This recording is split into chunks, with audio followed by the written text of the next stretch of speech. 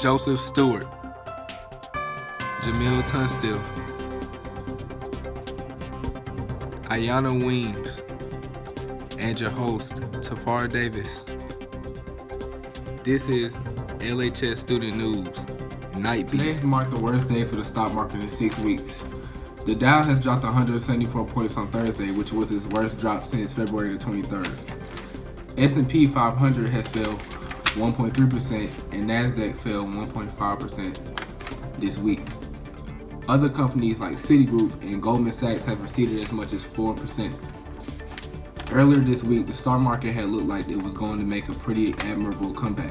But this year, the stock market has had a bad start because of cheap crude oil and fears of recession, so investors didn't want to partake in the companies. A recession is a prolonged contraction in an economy. Our next story is going to our correspondent, Ayana Weems. On today's news, the International Monetary Fund said that the global economic recovery would be slowing down GDP in China, including oil prices and monetary policy from the U.S. Federal Reserve. Overall, the IMF projected a 3.1% global growth rate for 2015. It said that GDP would hit 3.4% in 2016 and 3.6% in 2017. Even though the IMF said China's growth rate would further decline from what it said in 2015, it said China's economy would grow 6.3% in 2016. Overall, economic activities from U.S. were boosted by the strengthening housing and labor market, but due to the dollar strength, U.S. manufacturing could decrease slightly. Gross domestic product, which is GDP, represents the monetary value of all goods and services produced within a nation's geographic border over a specific period of time. Thanks, Ayana.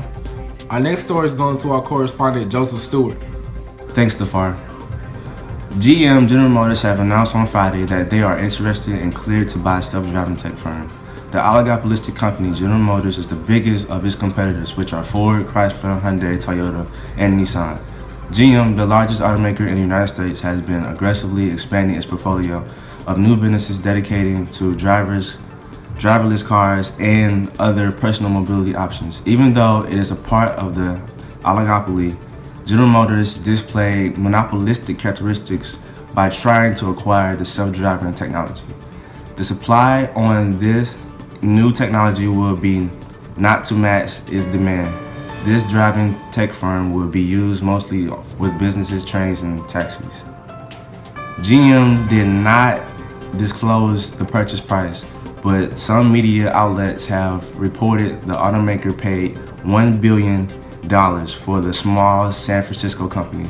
The company is expected to complete the deal in the end of June. Thank you, Joseph. Now, commercial brought to you by Lovejoy High School.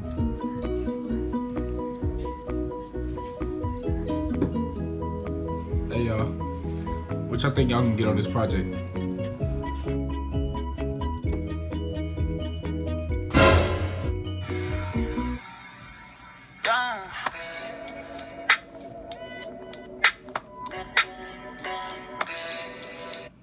Now back to our regularly scheduled program. Today, California is raising their minimum wage to $15 by 2022. This was passed by Governor Jerry Brown and state legislators, making it the largest lift to the base earnings, unlike a price ceiling. Minimum wage is a price floor. A price floor is required minimum wage price you have to pay for goods and services.